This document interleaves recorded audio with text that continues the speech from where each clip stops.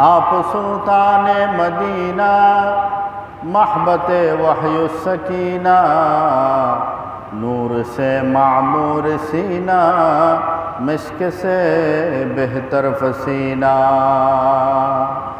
लाई जू ईमान तुम पर क्यों न देवे जान तुम पर मेहरबान रहमान तुम पर खल्क सब कुर्बान तुम पर तुम हो महबूब इलाही तुम पे मौजू वस्फ़ शाही माह से लेता बमाही सब ने दी तुम पर गवाही हक़ ने दी मेराज तुमको और बख्शा ताज तुमको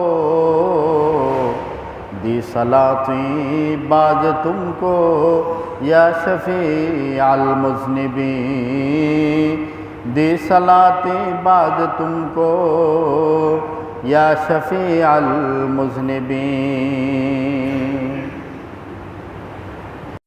প্রেসক্রিপশনের ঔষধ হলো গীবত যখন আমি করতে যাব তখন নিজের গুনাহের কথা স্মরণ করা, নিজের বদভ্যাসের কথা স্মরণ করা, নিজের কবিরা গুনার কথা স্মরণ করা যে আমি তার নামে কেন বলতেছি, এর চাইতে তো বড় অপরাধী হলাম আমি। 2 নম্বর হলো গীবতের যে ভয়াবহতা আছে, যে শাস্তির কথা আমরা বর্ণনা করেছি সেটার কথা স্মরণ করতে থাকা, যে আমি যদি এখন জবান থেকে একটা কথা কারণ আমি বলে আল গীবাতু আশাদ্দু মিনাজ জিনা, আল্লাহর হাবিব সাল্লাল্লাহু আলাইহি সাল্লাম বলেন কোনো মুসলমান ভাই অপর মুসলমান ভাইয়ের অনুপস্থিতিতে তার কোনো গুনাহের কথা আলোচনা করা এটা জিনা ব্যভিচারের চাইতেও নিকৃষ্ট। আশাদ্দু মিনাজ জিনা। আরেকটা হাদিসের মধ্যে আল্লাহ রসুল বলেছেন গীবত করা, কারো বিপক্ষে তার অনুপস্থিতিতে কথা বলা, এই গীবতের গুনাহ আপন মায়ের চাইতে জিনা করার চাইতেও নিকৃষ্ট। আপন মায়ের সাথে জিনা করার থেকেও নিকৃষ্ট গুনাহ। এজন্য গীবত এমন একটা গুনাহ, এমন একটা অপরাধ যেটা আপনি যার নামে করেছেন তার কাছে মাপ চাওয়া ছাড়া কখনো আপনার সেই গুনাহ মাপ হবে না। তার কাছে মাপ চাওয়া ছাড়া কখনো আপনার সেই গুনাহ মাফ হবে না। এজন্য হাদিসের ব্যাখ্যার মধ্যে মুহাদ্দিস ইকরাম লিখেছেন যে গীবতকারী যে গীবত করে মানুষের আড়ালে মানুষের নামে বিভিন্ন কথাবার্তা সমালোচনা করে থাকে, এই গীবতকারী সে নামাজের সিজদা দেয়, কোরআন তেলাওয়াত করে, তাসবিহ তাহলিল পড়ে, জিকির আজকার করে, অনেক ইবাদত বন্দেগী করে, কিন্তু দিন শেষে তার ইবাদত এটা শূন্যের কোঠায়, জিরো। কেন? সে যার নামে গীবত করছে তার ইবাদত কেটে আল্লাহ তাকে দিয়ে দিচ্ছে, এবং যার নামে গীবত করছে তার গুনাহ কেটে তার আমলনামায় দিয়ে দিচ্ছে। কামা তাদিন ও তুদান, যেমন কর্ম তেমন ফল। এজন্য গীবতকারী ব্যক্তি যদিও নামাজের সেজদা দিতে দিতে কপালকে কালো করে ফেলে,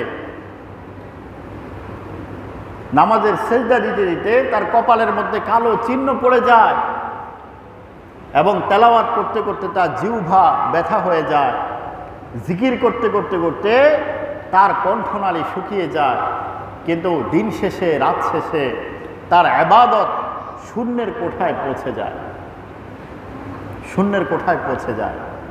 এজন্য আল্লাহ রসুল সাল্লাল্লাহু আলাইহি সাল্লাম গীবত থেকে সাহাবায়ে কেরামকে কঠিনভাবে সাবধান করেছেন, সতর্ক করেছেন যে গীবত এমন একটা আমল, এমন একটা কাজ, এমন একটা পাপ, এমন একটা কবিরা গুনাহ যেটা মানুষের ঈমান আমল মুহূর্তের মধ্যে সব কিছু শেষ করে দেয়।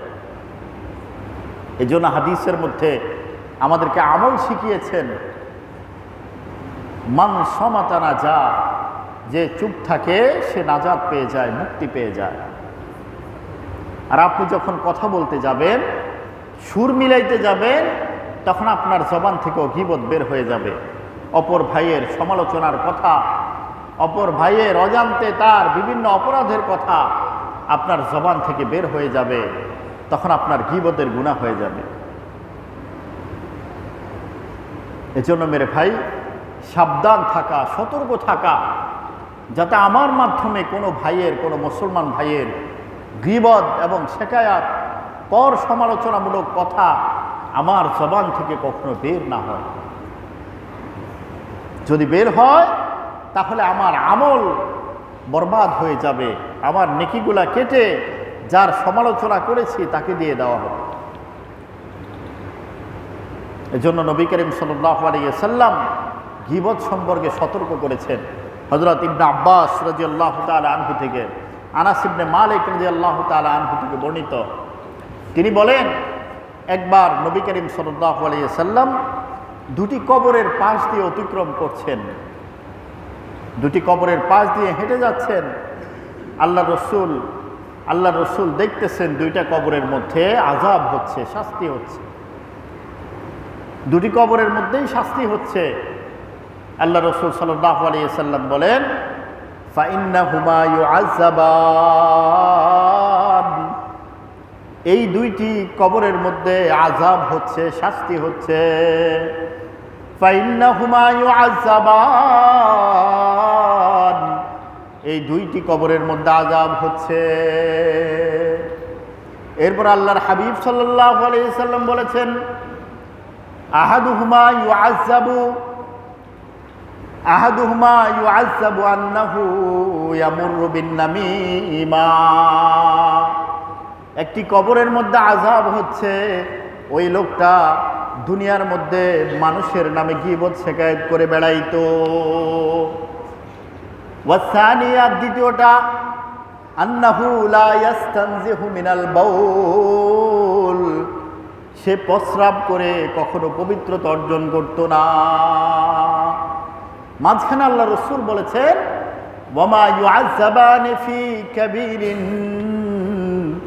এই দুইটি কবরের মধ্যে আযাব হচ্ছে বড় কোনো অপরাধের কারণে নয়, সামান্য ছোট্ট দুইটা অপরাধের কারণে।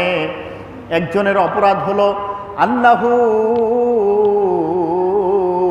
ইয়ামুররু বিন-নামীমা, সে মানুষের নামে গীবত শিকায়েত করে বেড়াইতো, মানুষের নামে সমালোচনা করে বেড়াইতো। আর দ্বিতীয় জনের কবরে আযাব হচ্ছে আন্নাহু লা ইয়াস্তানজিহু মিনাল বাউল, সে প্রস্রাবের ছিটা থেকে বেঁচে থাকতো না, প্রস্রাব করে টিস্যু অথবা পানি ব্যবহার করতো না, কুলুপ ব্যবহার করতো না, এজন্য তার কবরে আযাব হচ্ছে। এজন্য মেরে ভাই, আমাদের সতর্ক থাকা উচিত যে আমরা যাতে কোনো ধরনের গীবত শিকায়েত মূলক কোনো কথা আমাদের জবান থেকে, আমাদের মুখ থেকে যাতে বের না হয়। আজকে আমাদের সমাজের মধ্যে দোকানপাটগুলা হলো গীবত শিকায়েতের সবচাইতে বড় আড্ডা। সেখানেই একজন উঠায়া দেয়, অমুকের এটা হইছে, এরপর আরেকজনের সুর মিলায়, হ্যাঁ ঠিক আছে তো। আরেকজনে বলে, আরে আমি তো দেখে আসছি। আরেকজনে বলে, আরে তুই তো দেখছস বেড়া, আমি এটাও ঘরের লোক। এভাবে কইতে কইতে মোটামুটি 10 জন বৈশা চার কাপের মধ্যে চুমুক মারতেছে, আর 10 জনে কবিরা গুনার মধ্যে লিপ্ত হয়ে যাচ্ছে।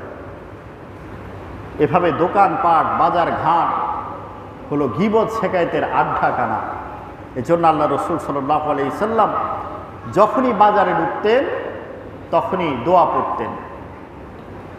বাজারে ঢুকার সময় আল্লাহ রসুল সাল্লাল্লাহু আলাইহি ওয়াসাল্লাম দোয়া পড়তেন, শয়তান থেকে আশ্রয় চাইতেন। কারণ বাজার হলো সব ধরনের গীবত শিকায়েতের আড্ডাখানা, গুনাহের আড্ডাখানা। এজন্য মেরে ভাই, যদি আমার আমলকে বাঁচাইতে হয়, আমার নামাজের সাজদাগুলাকে, রুকুগুলাকে, নামাজের তাসবিহ তাহলিলগুলাকে যদি আমার বাঁচাইতে হয়, আমার ঈমানকে যদি বাঁচাইতে হয়, আমার ভালো ভালো উত্তম আমলগুলাকে, কোরআন তেলাওয়াতকে যদি আমার বাঁচাইতে হয়, তাহলে আমাকে অবশ্যই গীবত শিকায়েত থেকে বাঁচতে হবে। নচেত আমার আমলগুলা সব বরবাদ হয়ে যাবে। হযরত থানভী রহমতুল্লাহি আলাইহি ওনার জীবনের মধ্যে আসছে যে ওনার এক লোকে ওনার নামে সবসময় গীবত করত। তো ওনার ছাত্ররা এসে ওনাকে বলতো যে হুজুর অমুকে আপনার নামে এই কথা বলতেছে।